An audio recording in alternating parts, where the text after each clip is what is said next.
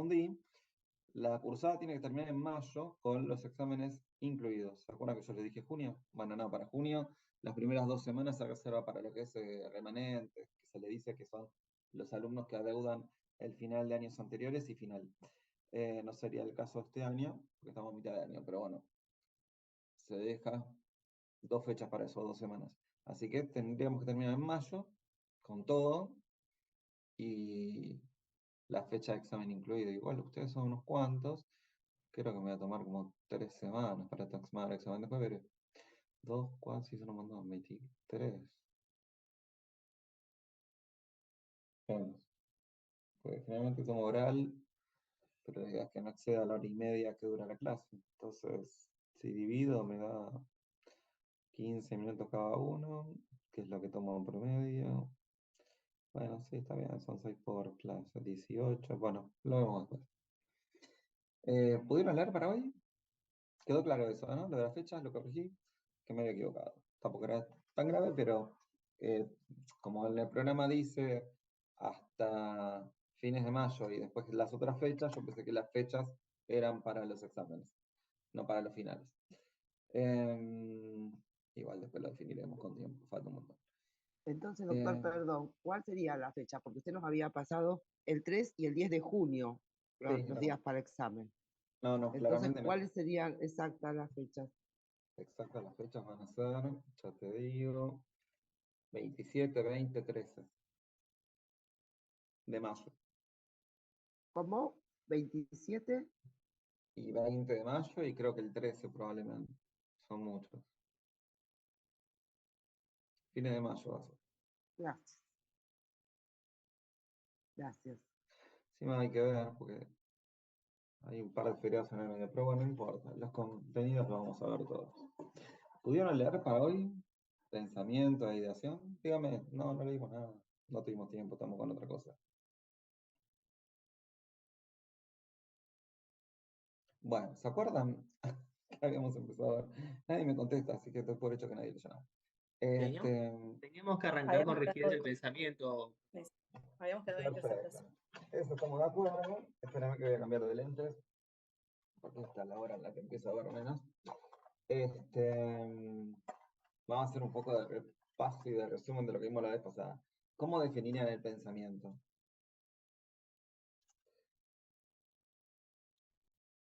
Ahora sí. ¿Se acuerdan?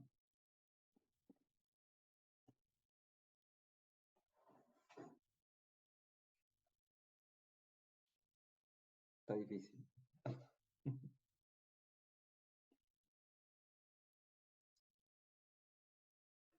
Puede ser la capacidad de asociar las ideas que tiene un curso y un contenido.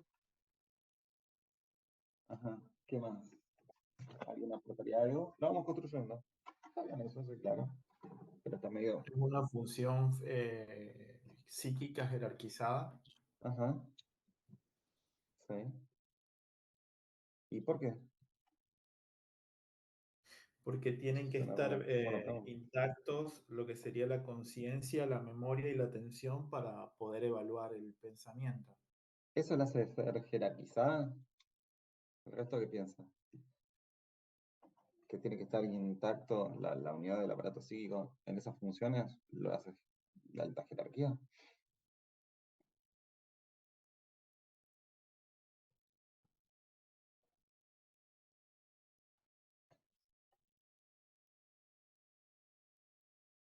Digan cualquier cosa, la idea es que participen. ¿No estaría también en relación con la mayor capacidad del individuo, la mayor capacidad simbólica del individuo, había dicho? Y claro, estamos hablando de eso, ¿no? Porque en realidad uno puede tener una inteligencia, no sé, un CI, qué sé yo, 70, 90, y el pensamiento va a ser distinto del que tenga por arriba de 90 o de 110, ¿no? A lo que voy es que estábamos hablando de que el pensamiento en su riqueza, como bien decís,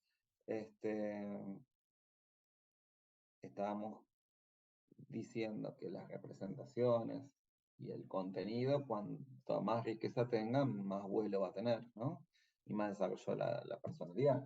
Por lo tanto, como dice Cristian, hace a la jerarquización No tanto que la conciencia, la atención, la memoria y la sensopercepción estén intactos. Eso es para la orientación. Acá estamos hablando ya de la capacidad de abstracción, de la capacidad de asociación, de la capacidad de evocación y de poder valorar y criticar e interpretar, ¿no? Lo empezamos a articular con el juicio. Empezamos a articularlo con otras funciones psíquicas que todavía no vimos, pero que tienen otras características que estrictamente lo senso-perceptivo o el estado, vamos a decir, de conciencia que tenga el paciente. No en el sentido psicoanalítico, sino de la conciencia en cuanto a lucidez o vigilia. Y se acuerdan que había distintos tipos de ideas, ¿no? ¿Cuáles eran? Que componen normalmente el pensamiento. Bueno, la idea directriz y las ideas accesorias. Y en función de que esté presente la idea directriz y cómo acompañan las accesorias, va a ser como se vaya armando el pensamiento. Vamos a decirlo así, de una manera tal vez no tan ortodoxa, porque es la articulación de cómo se da, ¿no? Las ideas accesorias son la constelación que acompaña y nutre a las ideas directrices, y que tiene una finalidad, un tema, y eso es a donde se dirige, es lo que habíamos visto la vez pasada, pero para retomar y que no quede en el aire, y habíamos dicho que tiene un curso, un contenido y un ritmo, ¿no? Ya habíamos visto alteraciones del curso, del pensamiento, de la aceleración, nos detuvimos bastante. Habíamos visto lo que era el retraso, también nos detuvimos. Me parecía interesante pensarlo como un río, alguien había dicho como un tren, no, me parece que no estaba mal. Son distintas formas de imaginarse para que después sea más fácil interpretar en el paciente qué está pasando con su pensamiento, porque pensar, excepto que tengamos alguna perturbación de la conciencia, pensamos todos. Después sería de mayor riqueza o mayor pobreza el pensamiento, pero pensar, se supone que pensamos todos. O que estemos intoxicados, veremos, y no podemos pensar, está turbiado. Entonces estamos hablando en el contexto de la conciencia perturbada. Habíamos hablado de la prolijidad, eso llegamos, interceptación, que habían dicho que una idea se cruza por otra y ahí se detiene el pensamiento, ¿se acuerdan? ¿Siguen pensando lo mismo? ¿Qué era interceptación? Andrea Llanos. Yo hoy tiro nombres así y los hago participar aunque no quieran. Andrea, de lo que dijimos la semana pasada, ¿qué era interceptación? Puedes habilitar el micrófono.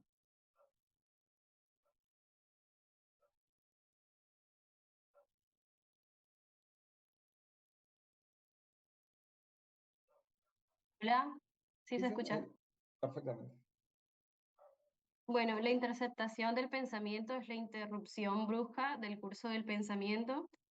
Ajá. Hay una ausencia total de ideas, pero después se puede reanudar como el tema. Bueno, esto es muy importante, lo que dice Andrea está perfecto, que no es que una idea se le cruza a otra y la desvía como si fuera, no sé, una barrera que baja, sino que realmente hay ausencia de pensamiento, ¿sí? Una detención brusca. Esto es muy importante porque es lo que va a dar pie a que en función de justamente producto del juicio desviado, la interpretación que haga el paciente de esto, que no es más que una alteración del curso, pero que después va a tener una interpretación francamente tendenciosa y patológica.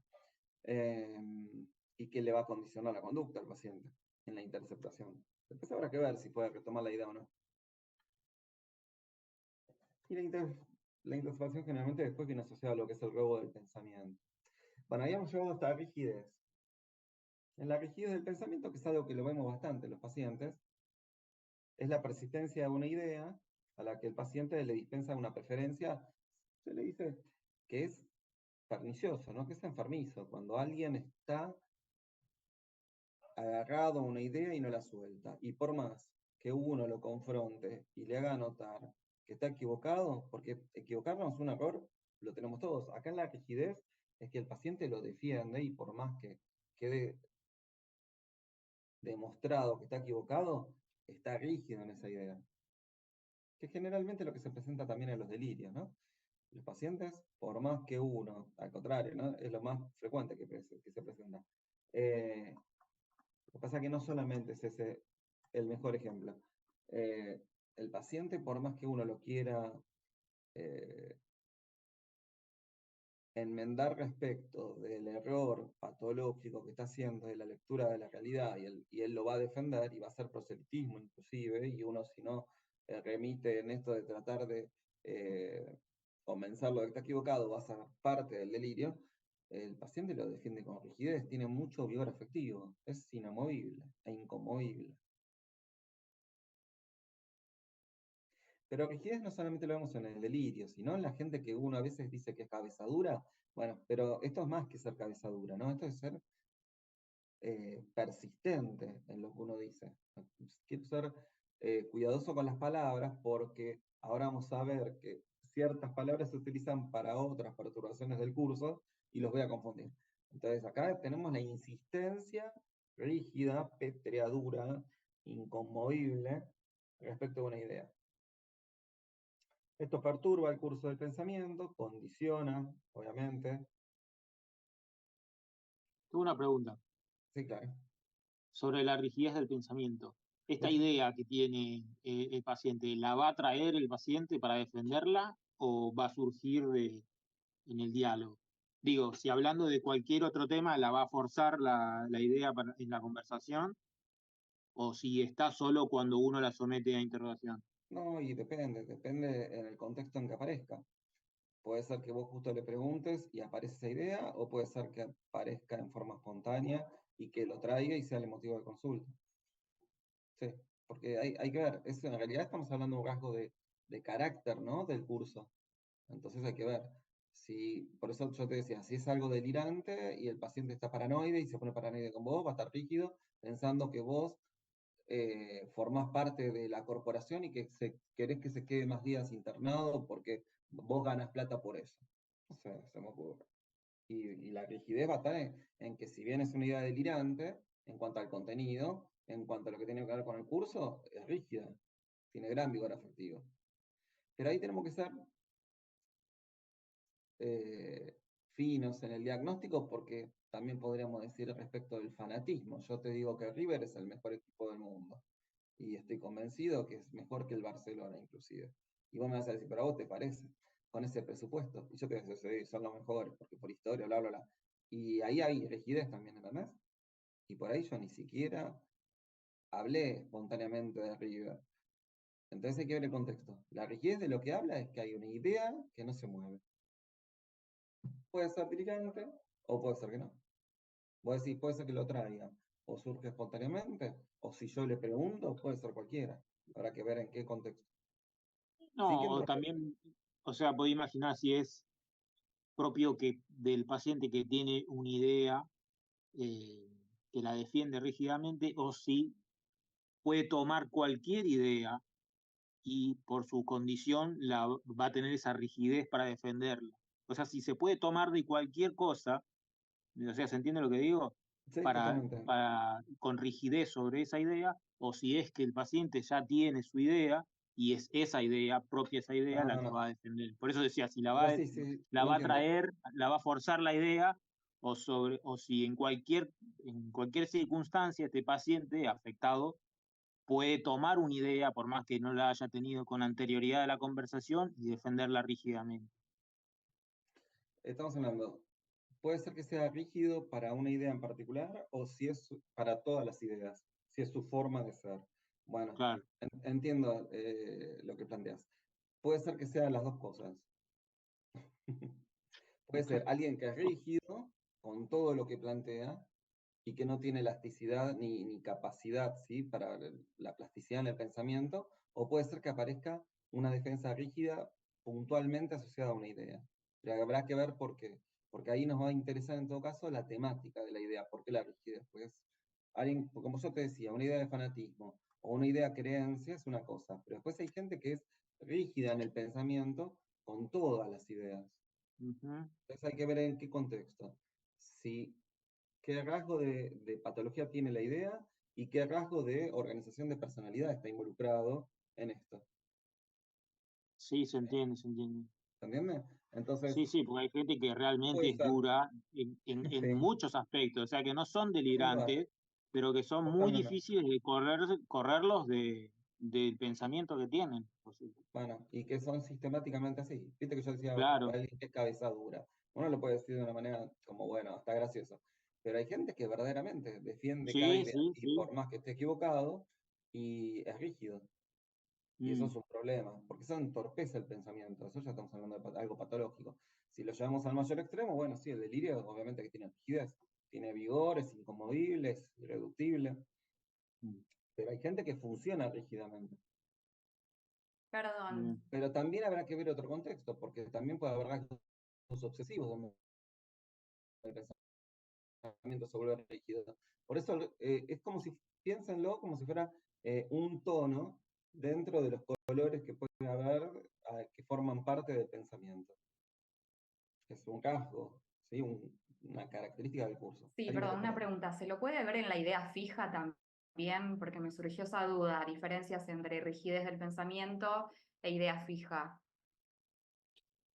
Sí, puede Hoy aparecer le asociado. pregunté eso, por Sí, ejemplo, a un R superior sí, y me dijo que o sea, las diferencias, porque estaba con la sí, duda, y me dijo que la diferencia entre idea fija era que esta con el tiempo se iba yendo, mientras que la rigidez del sí. pensamiento no permanecía constante, Es digamos. relativo, porque la idea fija, por eso, pero todavía no llegamos, queda enquistada y vos la tenés que tocar para que el paciente lo despliegue. Y ahí va a aparecer la rigidez.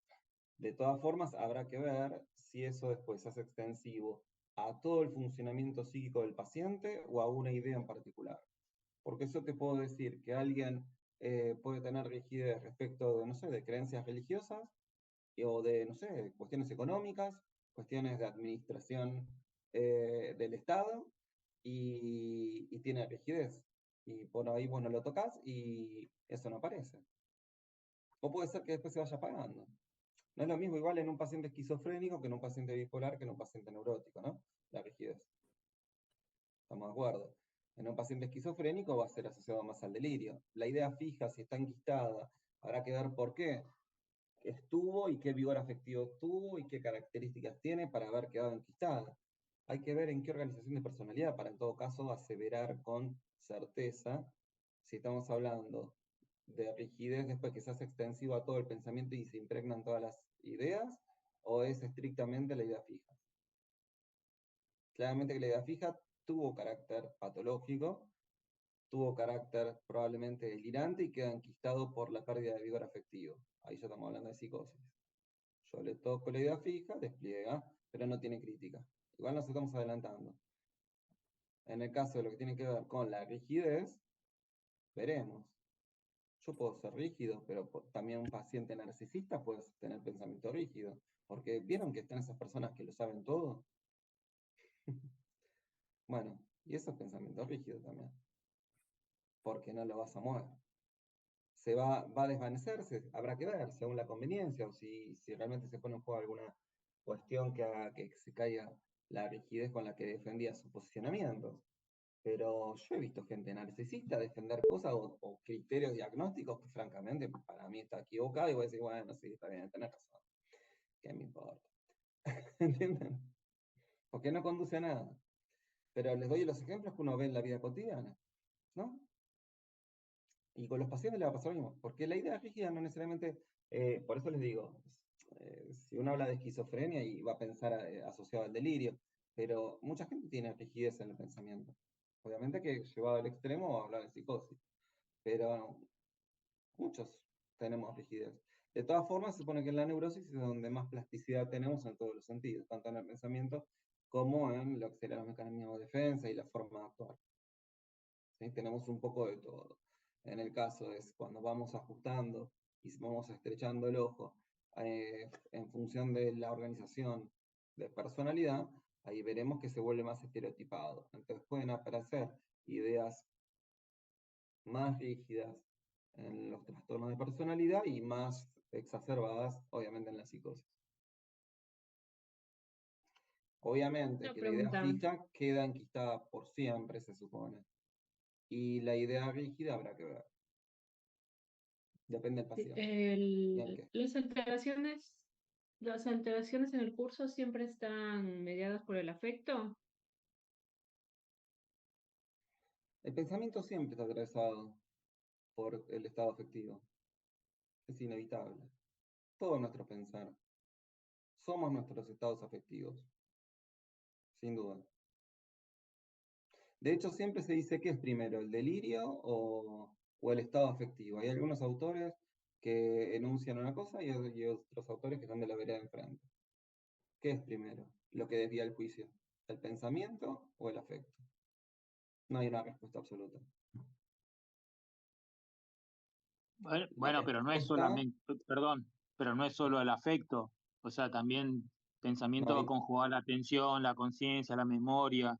Obvio. Yo igual iba por otro lado. Veremos cómo evoluciona y retrospectivamente si hay restitución o no. Y obviamente esto va a ser en un escenario que habrá que ver cómo está la atención, la memoria, la sensopercepción, sí, claro. Pero yo les digo, si alguien está alucinando, ¿qué es primero? El pensamiento que considera que es eso que está alucinando, porque sensopercepción ya lo vimos, ¿lo toma como verdadero? ¿O la sensopercepción que aparece y se impone? ¿Qué hace psicótico al paciente?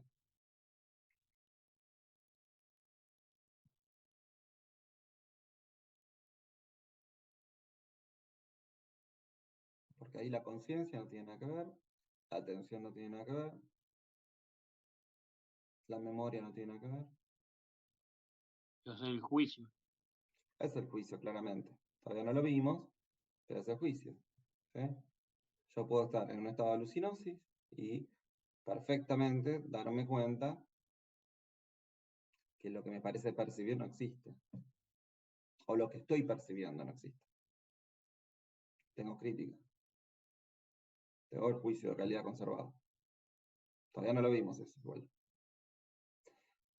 No me voy a adelantar. Lo veremos en juicio. Iba a decir otra cosa que sumaba, pero nos vamos mucho. No, nos vamos a disgregar en lugar de hacer fuga de ideas. ¿Se acuerdan cuál es la diferencia?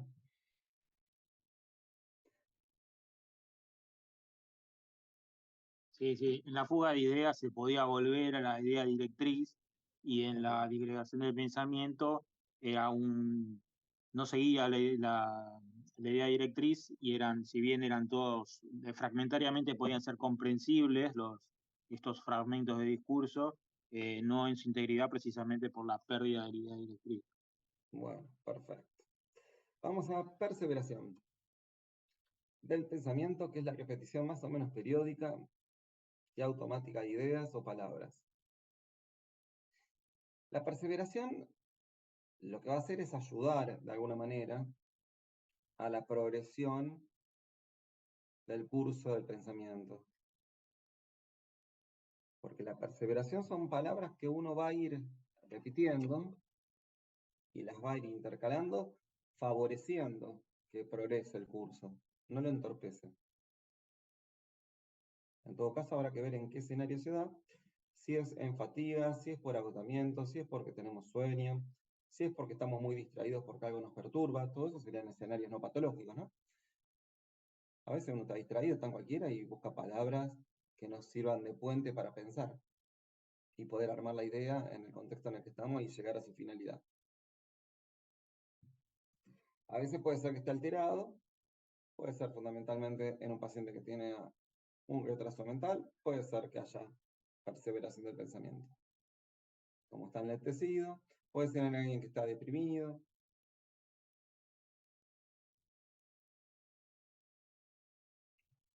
Pero son palabras que están rellenando, yo lo pensaría como si fueran pequeños puentes en ese río que tiene su andar perturbado, que nos permiten con esos puentes al cruzarlos seguir atravesando la dificultad que implica esto de armar y direccionar el pensamiento. Entonces, la perseveración serían pequeños puentes que nos permiten avanzar, si lo quieren. La interceptación sería un dique, algo que lo frena, y después retoma.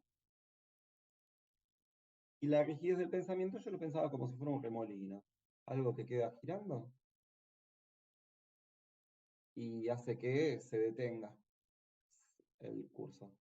O sea, gire y siga avanzando. Pensándolo como si fuera la metáfora de un río. Para pensarlo, me parece que sirve. De esa manera.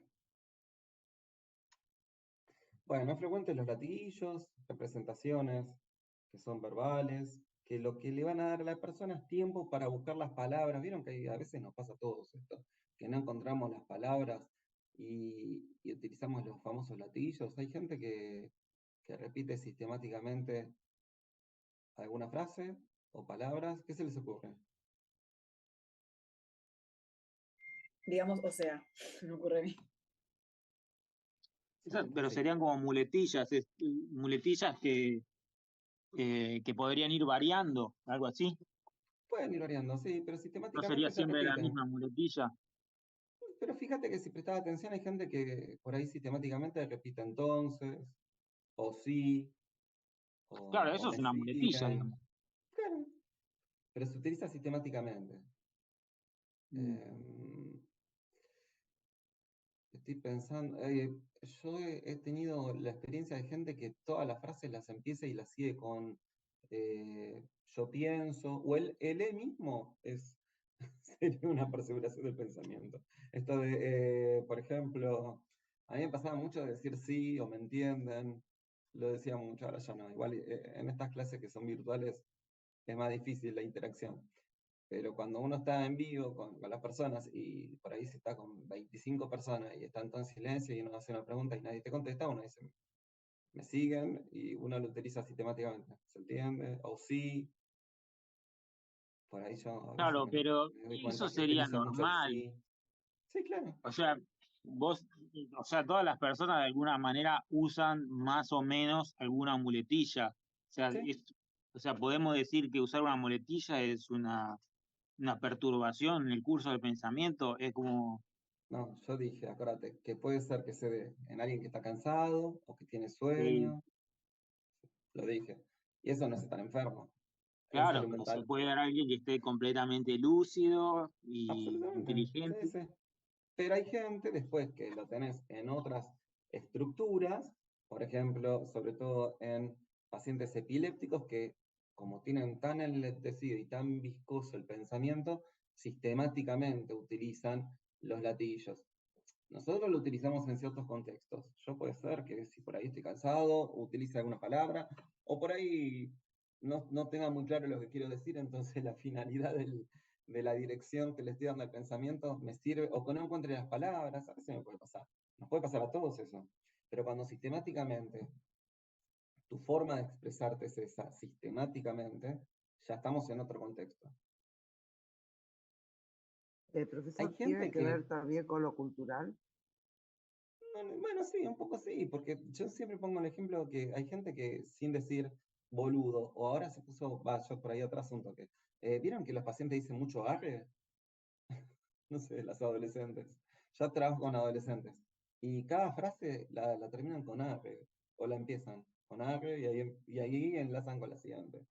Yo lo tomo como que les permite pensar lo que van a decir después. Porque no tiene sentido. Uno le preguntaba una vez qué significa arre a alguien. Yo he preguntado. Y no sé. No sé saber. Pero bueno, el mismo.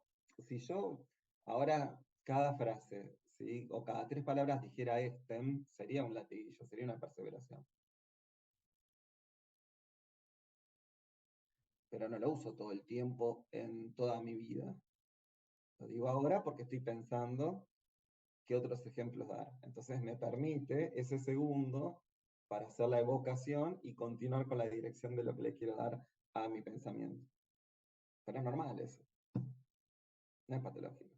Pero cuando es sistemático, lo van a ver en la viscosidad de alguien que tiene epilepsia. O en los mismos psicóticos, en los pacientes psicóticos que repiten palabras que les sirve de nexo para seguir avanzando en el curso del pensamiento, pero lo hacen ya no dependiendo del cansancio, de alguna condición particular, sino en forma permanente. Por eso ahí Rodrigo cambia el escenario. Todos tenemos en algún momento esto de utilizar algún latiguillo, que se le dice. Pero ya cuando forma parte constitutiva de nuestra forma de expresarnos y de nuestro pensar, ya es otra cosa.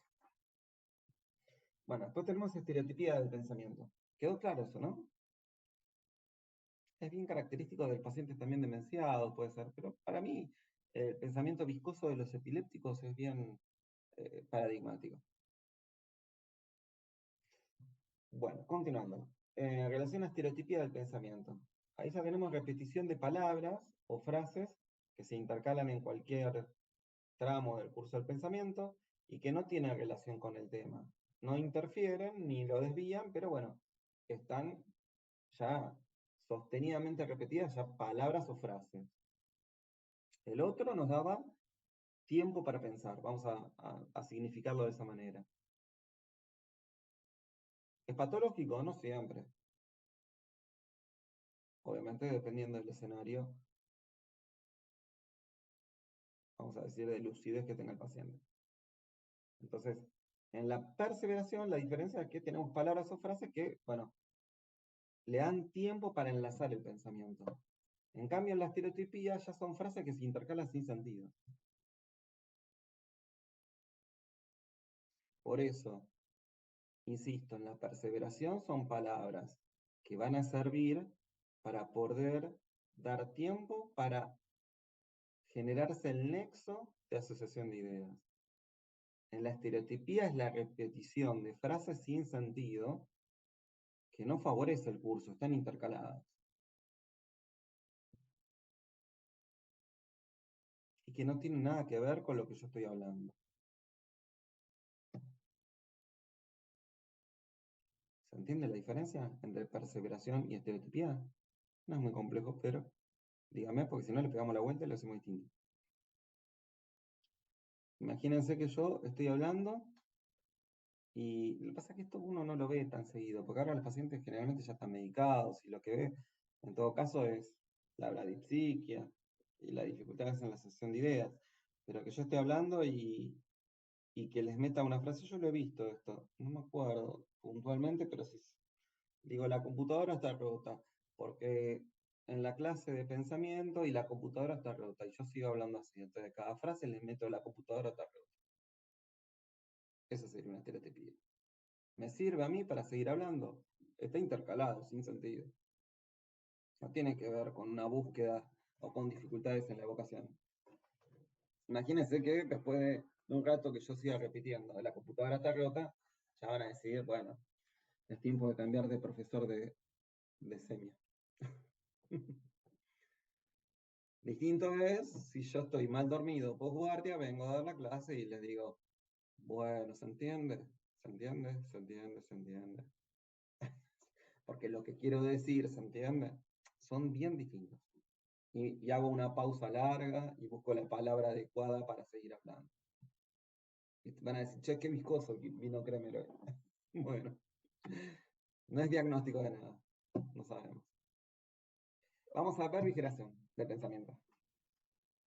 Que ahí ya tenemos repetición de las mismas palabras o frases durante un periodo de tiempo más o menos prolongado. Entonces, esto me parece que es fácil pensarlo si vemos la progresión de los tres.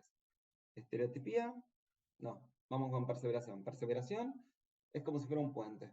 ¿Sí? Una palabra, algo que me da tiempo para mí poder armar el pensamiento.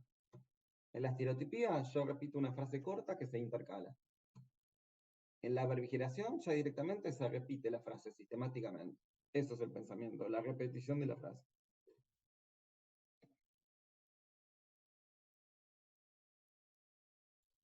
Es inútil, no sirve, no conduce a ningún lado, no tiene finalidad, no tiene sentido lógico. Y esto se puede ver en la esquizofrenia, en demencias, alguien que repite una frase sistemáticamente.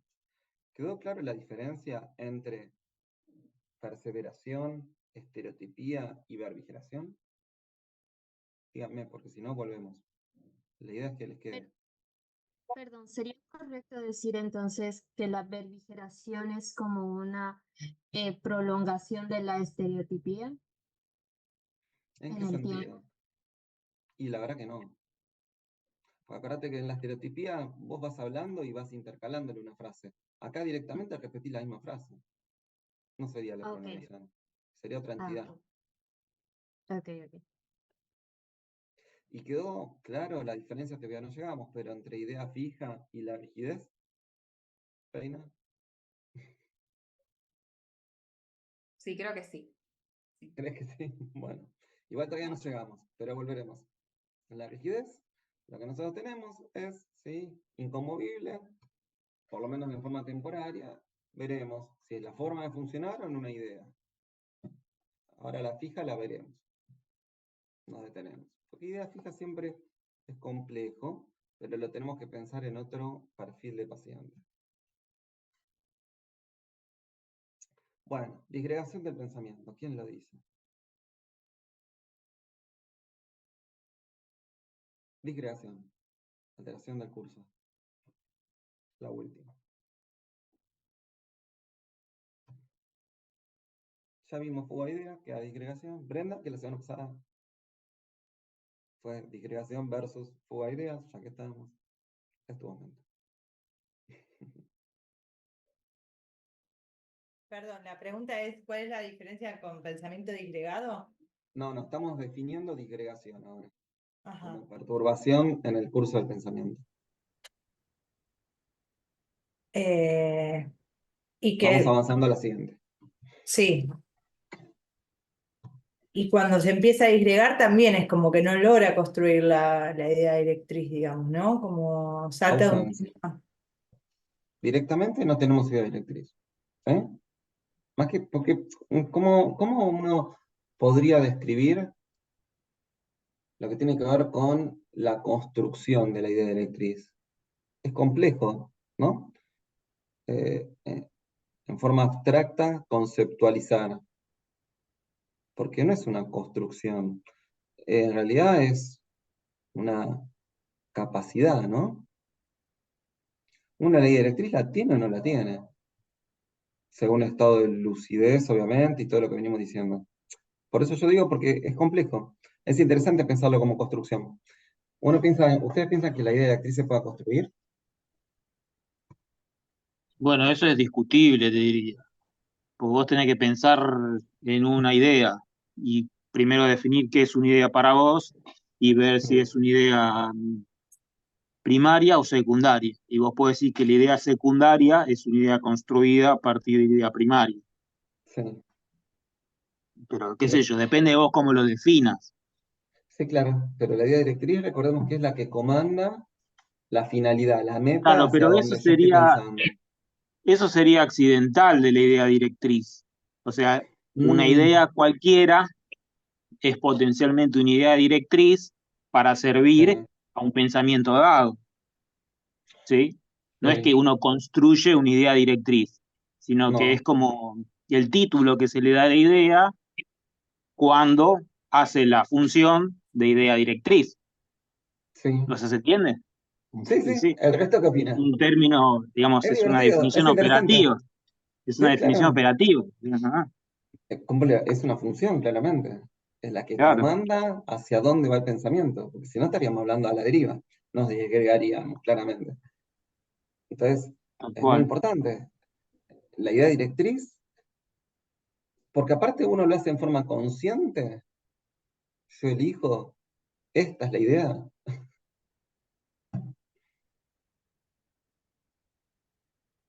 Sale automáticamente. Cuando uno Bueno, eso sería expresa, discutible también, pero uno va porque, hablando, sí. y es discutible, digamos.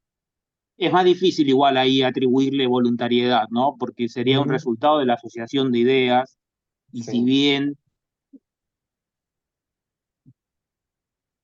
no sé, es discutible, discutible. En principio diría que la idea directriz va a ser, o sea, cuando, cuando hay una intención, la idea directriz eh, va a ser voluntaria, ¿sí? Porque si el Sí, pensamiento tiene una finalidad y esa idea directriz va a regir el pensamiento, voluntariamente uno va a utilizar o evocar cierta idea y no otra.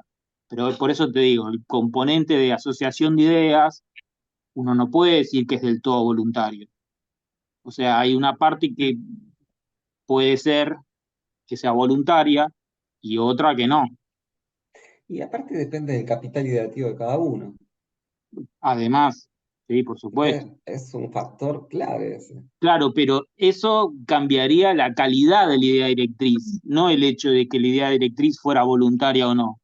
Sí, claro. Cambiaría la cualidad. Claro. Uno tiene que pensar en todo esto.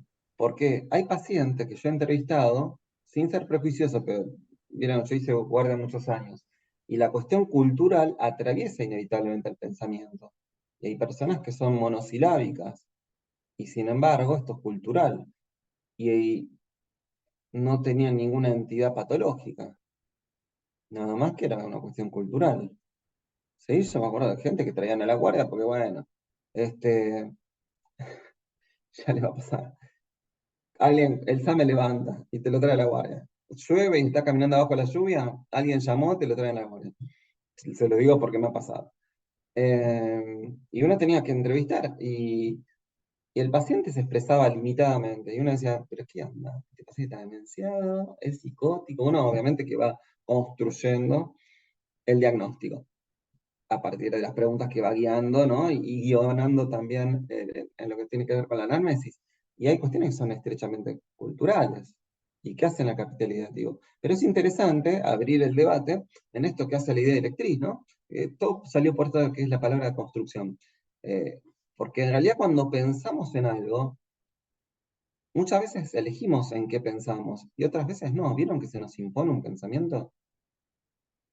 Ahí ya nos metemos en un terreno que lo complicamos más todavía, respecto de la voluntariedad o del automatismo de los pensamientos. Y ahí es lo que va a guiar la idea directriz hacia dónde va el pensamiento que surgió espontáneamente. Por eso la jerarquía, porque tiene la capacidad de abstracción. El pensamiento puede surgir sin un elemento concreto externo que lo desencadene. Puede ser producto de nuestra imaginación, puede ser producto de la asociación de ideas, puede ser producto de algo que nos evoque y desencadene un pensamiento, algo que impacte en nuestros sentidos, un estímulo. Y ahí va a ir el pensamiento con la idea directriz. Y después toda la constelación, a mí me gusta la palabra constelación porque es lo que bien lo define, como si fuera una estrella, ¿no? Lo que acompaña a la cometa que guía, ¿no? Entonces lo pienso de esa forma. Falta esto, no va para ningún lado. Tenemos múltiples ideas. Pero bueno, en la disgregación no tenemos nada que guíe, por lo tanto nos perdemos y nos vamos arborizando. ¿Sí? Disgregación y arborización es lo mismo. No sé si lo estoy llamando de otra manera. Creo que hay una tercera forma que aparece en la bibliografía. O ramificación también puede ser. Del pensamiento. ¿El resto quiere decir algo de lo que estamos hablando? Porque hace unos minutos que estamos hablando de esto a partir de lo que dijo Brenda y de lo que está diciendo Rodrigo. ¿El resto qué piensas? O, no sé, ¿les interesa aportar algo? Perdón, a mí me quedó una duda. Entonces, en la disgregación no se tiene una idea directriz, sino que básicamente como que se va por varios temas. Ese Claro, sería el concepto. exactamente.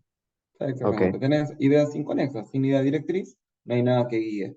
Por lo tanto, no se puede llegar a ninguna meta. Son ideas que se va yendo, el paciente habla y de manera, sí, oraciones inconexas, que van una ¿sí? Para un lado, después dice otra cosa, otra, y nada, no está conectado.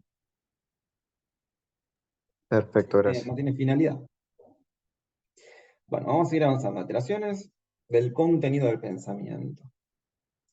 Pensamiento incoherente, es con lo que vamos a continuar. Que ahí el pensamiento incoherente puede ser que esté disminuida la lucidez, puede ser que esté disminuida la asociación de ideas, puede ser que también esté perturbada lo que tiene que ver la asociación, o sea, en el sentido patológico, puede ser que esté disminuida. Y ahí lo que tenemos es una construcción incoherente e incomprensible, donde las ideas se van armando siempre están regidas por las reglas sintácticas del lenguaje. Entonces se vuelve incoherente. Un pensamiento es incoherente cuando su contenido está formado por constelaciones de ideas que resultan de asociaciones ilógicas de conceptos de muy distinta significación. Lo que importa acá es que sería como, la incoherente sería como la disgregación, ¿no? Estamos hablando, si hablamos del contenido, ya estamos hablando de los temas, pero si estamos hablando de oraciones con temas que ninguno tiene que ver el uno con el otro, ahí se impone el pensamiento incoherente, si era producto de la disgregación. ¿Se entiende? No es muy complejo, pero por la duda, pues a veces, ahí estuve medio viscoso yo para expresarme. Entonces la extensión de la disgregación es la incoherencia. Tenemos oraciones todas desarticuladas. Esto lo podemos ver desde la confusión mental, al esquizofrénico, al paciente demenciado. Bueno, pensamiento delirante. Tenemos distintos tipos de alteraciones en el contenido del pensamiento. Pensamiento delirante es el que le sigue. ¿Cómo definirían al pensamiento delirante?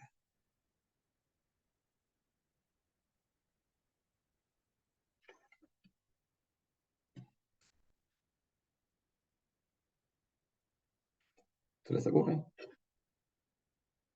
Bueno, alteración del contenido del pensamiento que se caracteriza por tener características perniciosas, irreductibles, tienen carácter de certeza,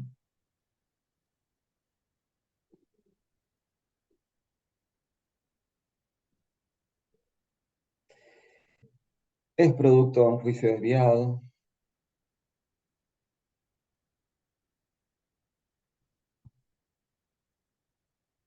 no va a rectificar, lo dije, ¿no? Irreductible, que no rectifica.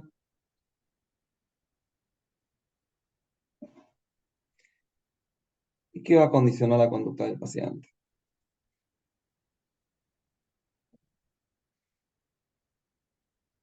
Algo importante en el delirio, recuérdenlo que cuando nosotros hacemos entrevistas, lo que nosotros queremos es que el paciente despliegue el delirio, ¿no? No queremos que se cierre o que nos quiera agredir o que se escape. Que son cosas que pueden suceder. Que se fugue, que haga una excitación psicomotriz, que nos agrega. Bueno, uno lo que tiene que ver es primero la prosopografía del paciente, ¿no? Porque no todos los delirios son iguales. Si nos parece que tiene la temática, que ya lo vamos a ver en un ratito, o bueno, seguiremos la otra semana porque no sé si vamos a llegar, según el contenido de ideas que tenga la idea delirante, si nos parece que es paranoide, trataremos de ser más cuidadosos respecto de cómo vamos a preguntar.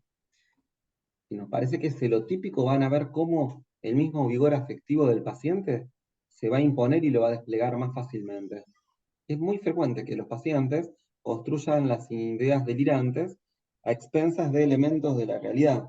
Cuando estamos hablando de delirios que tengan una estructura sistematizada a mecanismo interpretativo.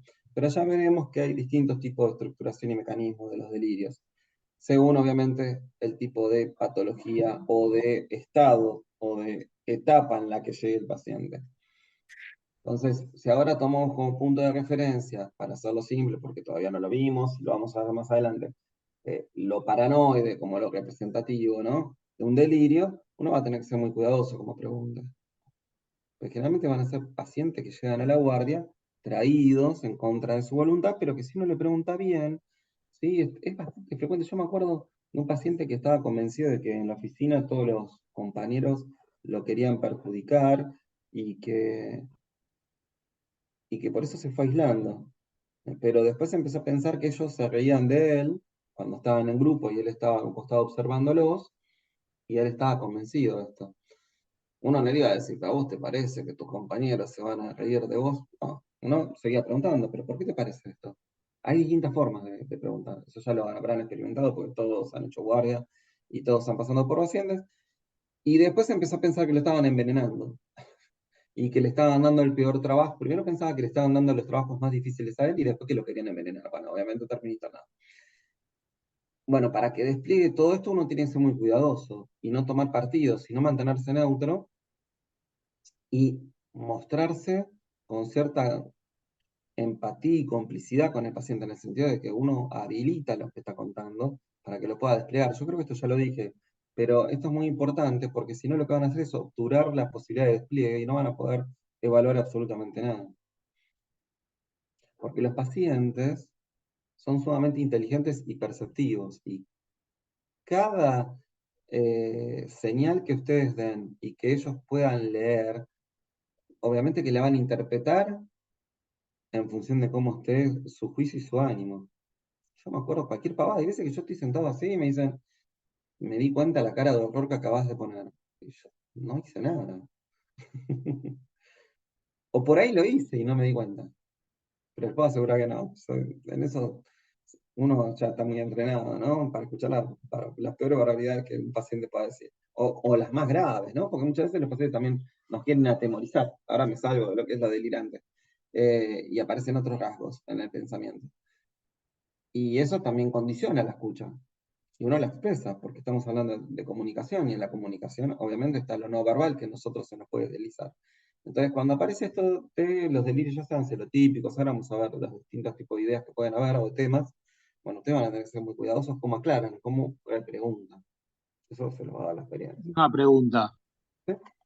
En el paciente delirante, o sea, el delirio, esto por supuesto va a haber variaciones interpersonales, pero el paciente va a tender más a ofrecerlo o compartir ese pensamiento delirante, o va a ser más reticente. Depende del contenido, de la temática. Variará con la temática. Sí, absolutamente. Sí, por eso te digo, cuando es un delirio celotípico, el paciente que ustedes van a entrevistar, los va a querer convencer. Por eso está en la literatura esto de hacer proselitismo, que a mí me gusta esa palabra, de querer convencer al otro, de persuadirlo. Sin embargo, los pacientes paranoides no van a hacer un despliegue facilitado del delirio, porque están perseguidos con todo, y ustedes y nosotros, o yo me incluyo, formamos parte de lo que se le vuelve amenazante, porque el paciente paranoide está ubicado en el centro del universo y todo gira en torno a sí, y se le vuelve en su contra. Y nosotros venimos a preguntar e indagar sobre algo que para ellos es persecutorio, es nocivo, es algo que genera sufrimiento. ¿Entendés? Entonces, nosotros venimos a meter el dedo en la llaga de justo de lo que es la problemática que lo trae. Si es alguien que está erotizado, te lo va a contar, pero con lujo de detalle. Está encantado. Con lo seductor que es. Yo iba a eso, ¿no? O sea, en el delirio de persecución, o sea, se puede entender, se puede interpretar lo que está diciendo, ¿no? Que lo vaya a querer resguardar porque, por supuesto, vos como psiquiatra podés ser parte de estos que lo persiguen, ¿no? Al paciente, pero... Y más si te trajeron en contra de tu voluntad. Vos claro, o sea, yo digo cómo llegó. Claro, yo me imagino como el paciente lo tiene como por cierto esto, o sea que es indudable, totalmente indudable. O sea, mi pregunta es, o sea, lo tiene como indudable, es una certeza para el paciente. O sea, si lo va a ofrecer porque es algo que se siente, que tiene una carga afectiva tal que lo tiene que traer al discurso, ¿sí? O si no, si lo va a ocultar, digo, si lo va a ocultar, o sea, fuera del delirio de persecución, ¿por qué lo va a ocultar si no tiene forma de discriminar si lo que está ocultando es algo distinto de lo que el resto puede experimentar? O sea, ¿se entiende? Absolutamente. Por eso te digo, no es lo mismo. Porque depende de la estructura y del mecanismo del delirio. Ya lo vamos a ver. Uno diría, si tiene calidad de certeza y para él es una verdad absoluta, ¿por qué ocultarle al otro algo que para él es una verdad? Algo que no tiene motivo por lo cual no compartirlo como si fuera un saber. A eso vas vos.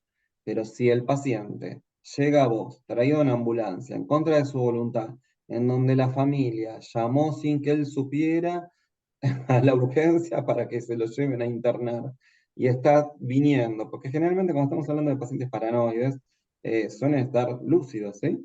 Entonces, son pacientes que están traídos en contra de su voluntad, a la fuerza, y que ya está armado todo este escenario en donde Claro, ahí te la el complican, mundo sí, está en sí. su contra. Claro, bueno, por eso uno tiene que ver qué predisposición tiene el paciente. Vos sos un elemento hostil. Alguien que lo recibe en la guardia, cuando lo están trayendo en forma involuntaria, ¿qué te va a contar? Te va a decir, yo no quiero hablar con nadie, me quiero ir de acá, no entiendo por qué me trajeron. Después ahí estará en tu habilidad para ver qué rodeos da, y habrá que ver también en la predisposición que tenga el paciente. Si te da tiempo, si tiene mejor predisposición después de que vos le decís, mira, yo no sé por qué estás acá, voy a tratar de ayudarte. Uno trata de, con el tiempo, de manipular en el buen sentido, de manejar de una manera hábil, según la experiencia que tiene, esas situaciones para que el paciente nos cuente. Pues si vos le vas a decir, che, te trajeron porque tenés un trastorno delirante, bueno, el paciente está en una situación psicomotriz.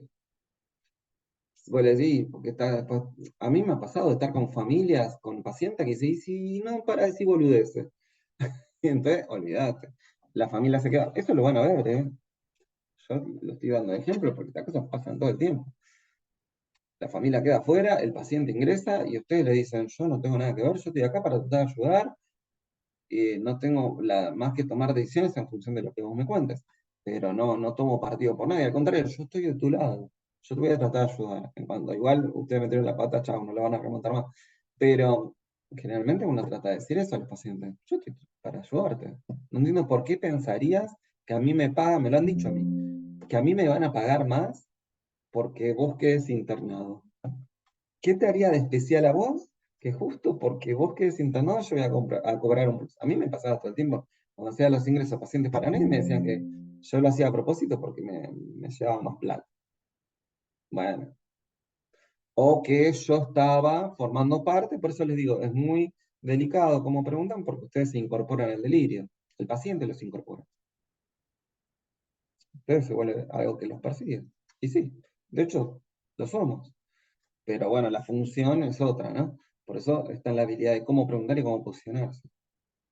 Pero es muy interesante, porque probablemente les va a pasar que un paciente cuando ustedes se sienta adelante y ustedes le empiezan a preguntar, o les diga que se quiere ir y lo único que repita, rígidamente, me voy, y eso es rigidez, o que haga una actividad psicomotriz, porque no se quiere quedar, y ustedes le van a decir que quede internado,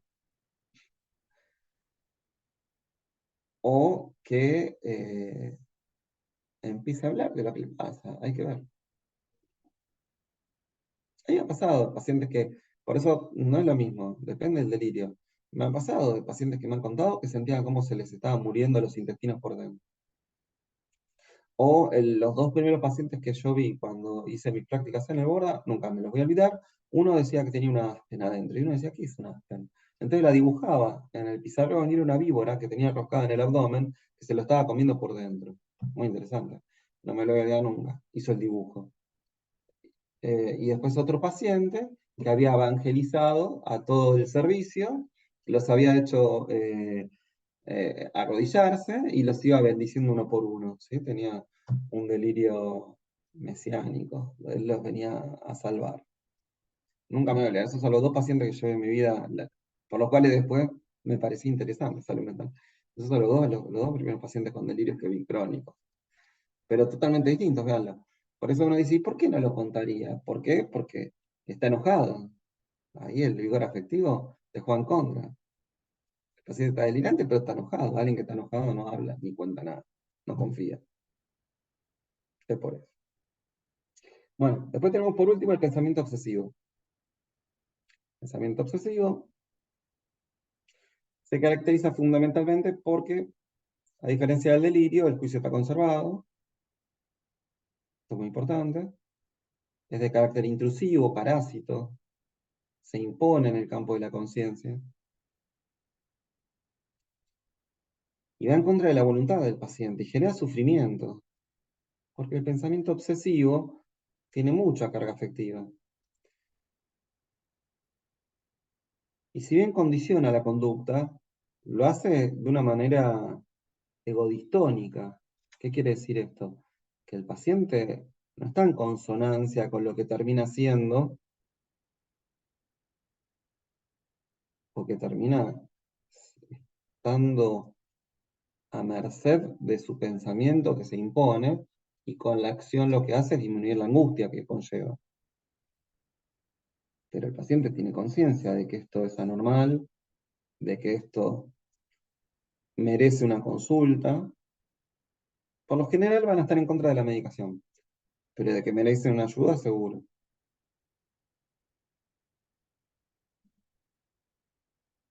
Nadie me preguntó por qué están en contra de la medicación los pacientes con TOC, pero es frecuente. Bueno, pero ¿por qué dicen que, se oponen a la medicación? Porque son pacientes neuróticos generalmente. Distinto es el esquizoTOC, donde vamos a tener pensamientos obsesivos en una estructura psicótica, ¿no?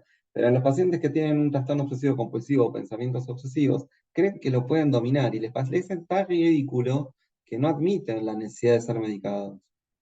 Porque si bien sufren, las frases generalmente empiezan con: yo sé que es ridículo, yo sé que es increíble lo que te voy a contar, pero no puedo salir a la calle pensando que se va a morir alguien si no ordeno la ropa 8 veces por colores y por temporada. O si me lavo, he atendido pacientes que ya en el trastorno, igual no, yo estoy acoplando ahora igual lo que es el pensamiento obsesivo con lo que es el obsesivo compulsivo, pero no importa. Ya lo vamos a ver más adelante cuando hagamos trastorno de personalidad. El pensamiento obsesivo se impone y alguna consecuencia trae. ¿Sí?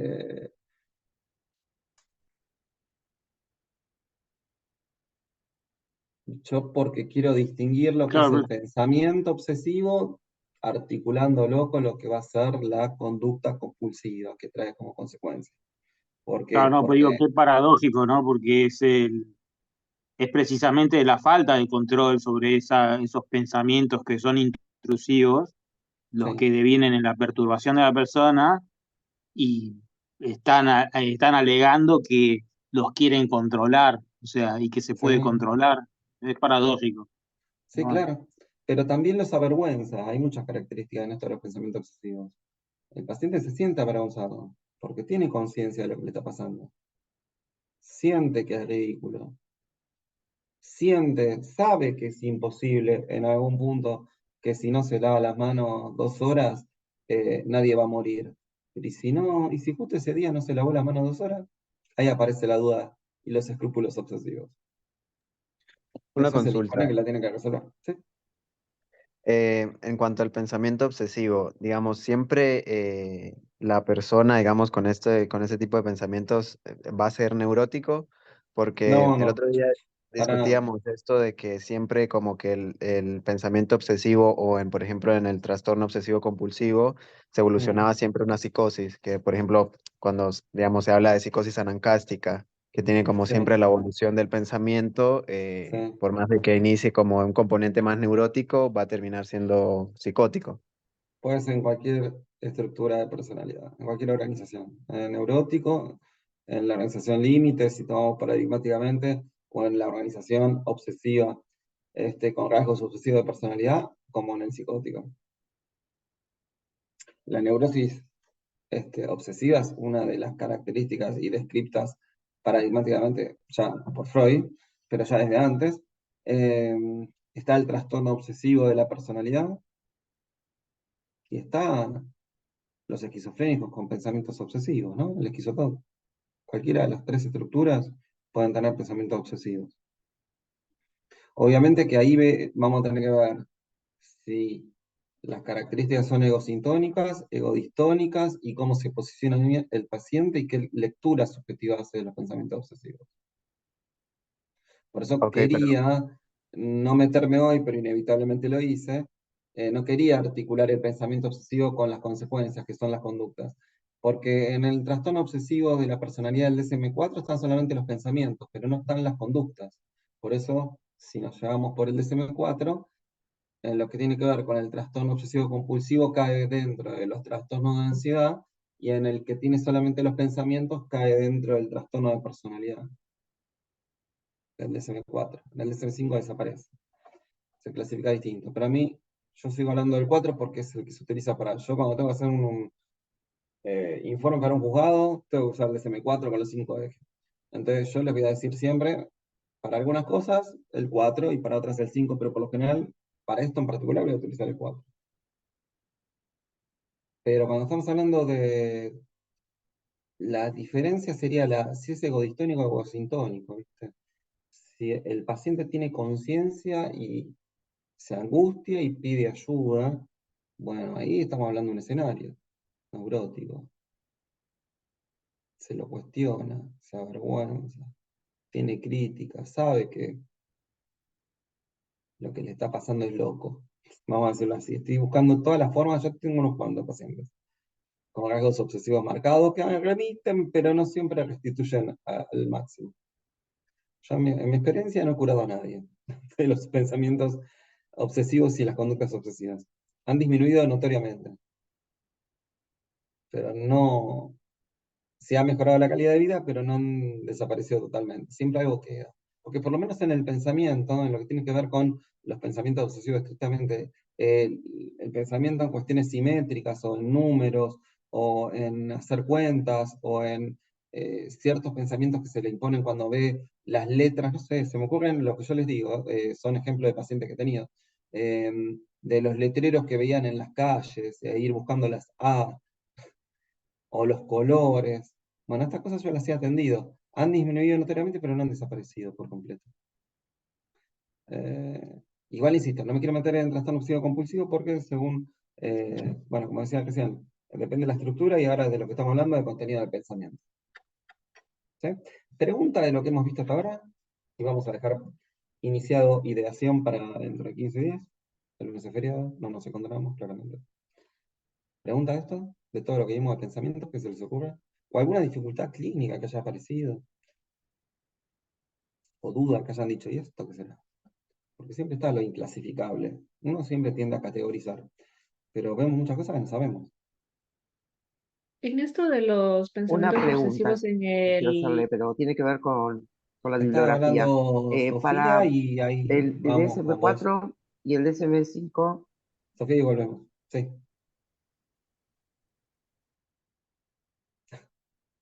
Ah, no hablo ninguna de las dos. ¿Qué pasaba con el DSM-4 y el DSM-5? Dale, dale. Hable a ninguna de las dos, es lo mismo. Sofía o no me acuerdo. Sí. O Marcela. perdón, es que no escucho bien. No, en cuanto a la bibliografía, dijo que tomaba el DSM-4 para algunas cosas y el DSM-5 para otras. Si Sí, claro. podría hacer un poquito más específico para qué se utiliza cada uno, en su caso En mi específicamente. caso, y para lo que tiene que ver con, mira, ha cambiado mucho lo que es el espectro de psicosis, después veremos el 5, para lo que es el espectro de la esquizofrenia. Pero para lo que tiene que ver con trastorno de ansiedad, que cambió, igual ustedes cuando tengan que hacer informe para juzgado, insisto, o para un colegio, o para lo que sea, siempre vamos a usar el 4. El 5 lo estudiamos y está en vigencia, pero de hecho yo hace un par de semanas hice un informe para un juzgado y me pedían los 5 ejes. Yo les recomiendo que sepan qué cambió, estudien el 4 y sepan qué cambió para el 5. Porque te cambian los criterios diagnósticos. Si yo hablo de trastorno de la conducta alimentaria, un montón de trastornos de la alimentación no especificados ahora son anorexia.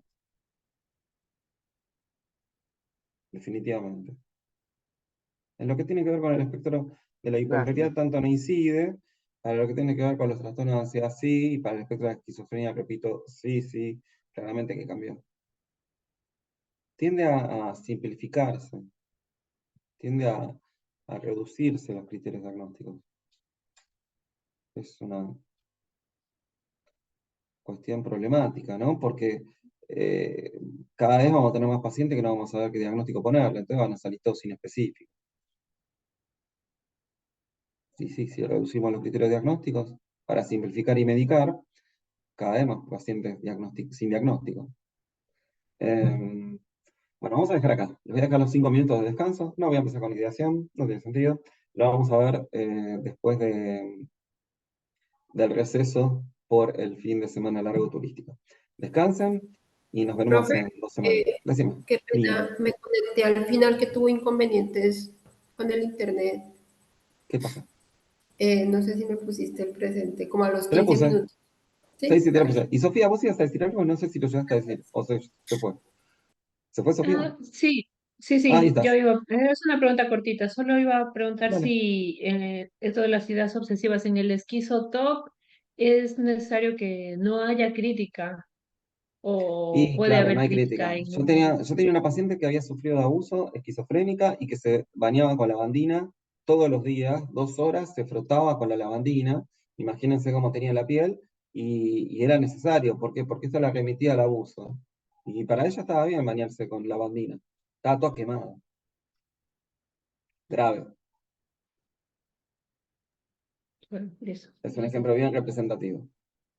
Bueno, vayan a descansar 5 minutos y nos vemos el otro Doctor, lunes. Decime. doctor, yo tuve, Sí. estoy de guardia O vayan y yéndose y yo me quedo. No pasa nada. Hasta media me quedo. No me ofendo. Yo por ustedes. Los libero. doc, Decime, Andrés. yo estoy de guardia y tuvimos un inconveniente acá y no sé si me puedo poner presente. No, no te lo puse. Espérame que ya lo vamos a poner. Ahí estamos. ¿Era eso? Listo. Gracias. Chicos, nos vemos. Cuídense. Gracias, hasta luego. Descansen.